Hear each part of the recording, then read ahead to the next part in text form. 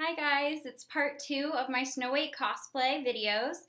In this video I'm going to be showing you how I put on my wig and my costume and how I constructed it a little bit. I did use a pattern. I talked about that before. It's 2813 Simplicity. It's licensed by Disney. I have done both costumes, so if you have questions, I have done both of them. And there's a few things that I tweaked about this Snow White one. But yeah, I hope you guys enjoy and get to learn something new.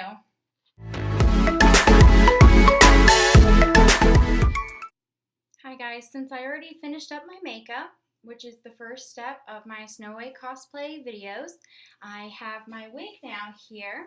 I did order the wig off of eBay. I looked for short, curly, black wig, basically. And the picture depicted what you would think for Snow White with the perfect curls and everything, but when it arrived, I definitely had to restyle it.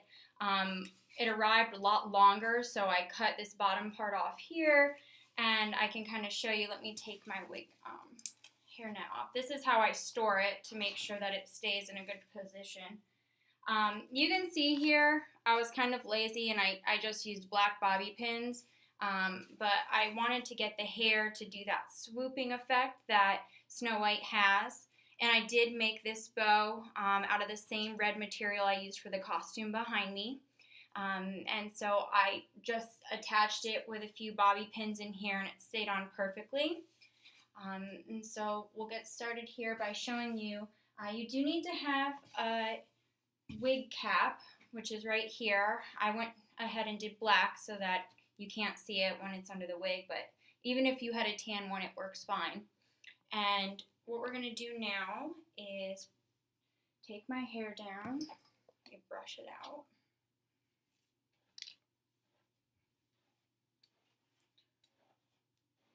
Now there's many ways you can do this. Some people, they'll French braid their hair back. For me, my hair's pretty short, so I'm going to just show you the one technique that I use for all my wigs. So what you do is you have one end that has like a band on it and one end that's like just open. It looks like the end of a fishnet. So you want to go ahead and open it up, put it down for your neck, get all your hair pulled through, and then leaving the band part down, you want to take the like unfinished edge, roll that to the top, and then put the band just over your ears and just on your forehead there. And we're going to kind of push our hair back and slowly slide this back just past your natural hairline. You don't want to go any further because then your wig's going to feel like it's falling off the whole time. So then all I do back here is I pull up the wig cap and I leave my hair in there kind of loose. So you'll see I'm going to just flatten out the hair. It doesn't really have to be in any direction. You just don't want a huge lump back there. So once you've done this, you have this big stretchy part. You want to go ahead and just tuck it under the bottom band.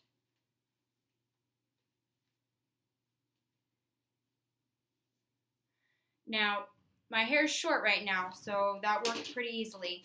But before, I used to have really long hair. I would use one of these combs, and any flyaways, I would stick it under there and just kind of shift it around. And one of the most important things that I actually learned was to take these barrettes. I have a whole pack of rainbow. I'm going to use the darkest ones I have. And I just like to secure it right in the front because these wig caps, even though they're pretty tight, they slide around on your hair. You can even go ahead and secure one in the back if you wanted to. I don't find it necessary because I don't have a lot of hair, but if I did have long hair, I would.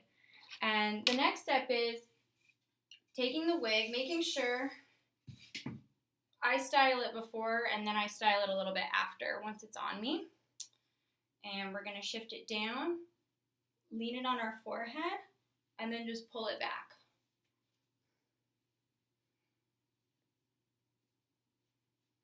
And there it is. So I play with the curls, kind of fluff them up a little bit. What I loved about this wig is that it covers my ears. Some of my wigs, you have that little tuft of hair that comes out. This really conceals it. And I made the swoops here. You could make them more dramatic. You could probably find a better wig. This wig was like, I think, $8 from China. So it was really inexpensive. There's my bow straight up. And there you go. Wig's on. I love it. Looks perfect right now. So I found this. This is Simplicity 2813. I have made Cinderella as well. And so they both came out really, really great. They were easy to use. I have been sewing for probably 8 years now, so this was very simple for me. It wasn't very complicated. I will say that when you get to the sleeve, it's going to tell you to finish the sleeve and then try to sew it on in a circle, which is ludicrous. What I did is I made the sleeve and I left this part open, and then when I was finished, I did one seam to close the sleeve and go all the way down, so that way it was a lot easier on the sewing machine. So here's the costume that I created. I sewed it myself.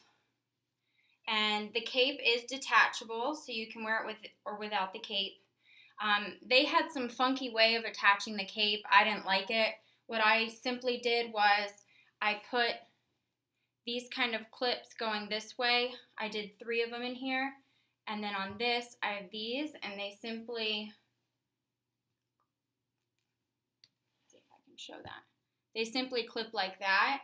That kept the cape from constantly going up on my neck. And you can see some of the materials I used here. For the puffs, I used Heat and Bond, and I used the heavyweight Heat and Bond to attach the red here, because it is ultra suede. I don't know if the camera's picking it up as well, but it's really super soft. I did my own cording down the center so I could match the yellow under here. One thing I noticed when I wore the costume, I would have really benefited from wearing a petticoat. I was just being cheap, basically, and I didn't feel like making one, A, because it takes a lot of yardage of fabric to do that, and B, I didn't find anything online that wasn't under $100 that would work. So I went without it. Plus, it's hot here in Florida. I wore it for an event over at Disney, and I was hot even without it. So it was a good choice on my behalf, but if you're going to any types of conventions or anything, I would probably invest in a petticoat, or if you're doing kids' birthdays or something like that, definitely think it's worth it. So I'm going to get it on and complete my look. I'll be right back. Hi guys, here's the completed look on right now with the cape draped over my shoulders. You can also drape it back like this, which is a little bit more Snow White to show off her sleeves. Let me stand up for you. So here it is completed. Got the cape on. I did do like a satin finish on the inside here. The detail of it when you're in person is just incredible. The fabrics are really soft. I did go ahead and do a heavyweight type of satin on the skirt as well. And I did make the bow here. And you can see it's the cute short cape that she wears. It was perfect for when I was at Disney running around the parks. And I got lots of compliments, lots of little kids coming up wanting to take photos with you. It was a lot of fun. And I did swap out. I had some really cute little heels that I wore that looked like the character shoes from the park.